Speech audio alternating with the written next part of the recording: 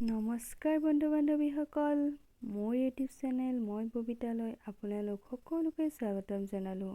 আৰু মোৰ চেনেললৈ যিসকল পোনপ্ৰথমবাৰৰ বাবে আহিছে, লাইক আৰু ছাবস্ক্ৰাইব কৰে তেনেহ'লে ভিডিঅ'টোলৈ আহকচোন। আজি মই আপোনালোকক লৈ যাম পাঞ্জাৱৰ এটুকুৰা ফেমাছ ঠাই অমৃতসৰলৈ।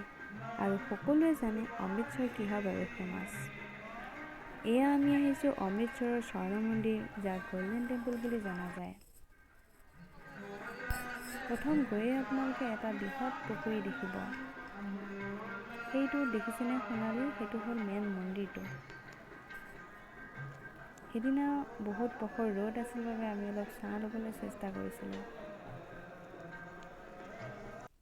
মানুহৰ ভিৰ বহুত আছিলে, লাইন পাতি এলাহ লাগি গৈছিল।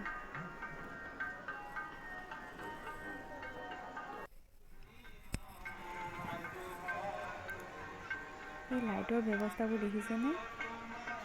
পাংখা, লাইট সকলো ব্যৱস্থা আছে। কিন্তু আমি দুপৰীয়া সময়ত গৈছিলোঁ, গৰমটো বহুত পাইছিলোঁ আমি। সেয়া ভিতৰত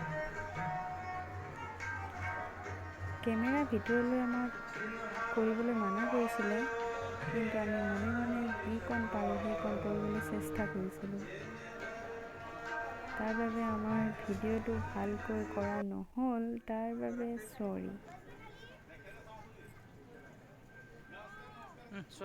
এইবোৰ যে দেখিছে সোণালী কালাৰৰ, এইবোৰ হেনো গোটেইবোৰ সোণৰ।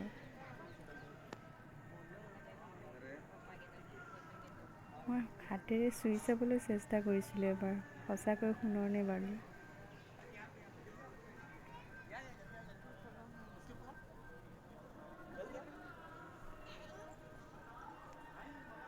এইখিনি হৈছে মন্দিৰটোৰ একে ওপৰৰ ভাগ।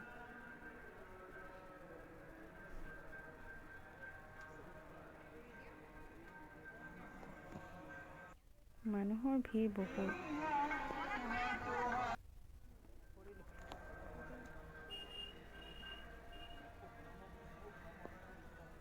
দেখিছেনে? অতি সুন্দৰভাৱে সজাই থোৱা আছে মন্দিৰটো। আপোনালোক সকলোৱে যাবচোন। আচলতে আমাৰ সমাজত কিছুমান অপবাদ চলি আহিছে। বেলেগ ধৰ্মৰ মানুহে বেলেগ ধৰ্মৰ মন্দিৰলৈ যাব নাপায় বা নালাগে, কিন্তু আচলতে এইটো হ'ব নালাগে। আপোনালোকে কি কয়? ভগৱান সকলোৰে বাবে একে হয়নে?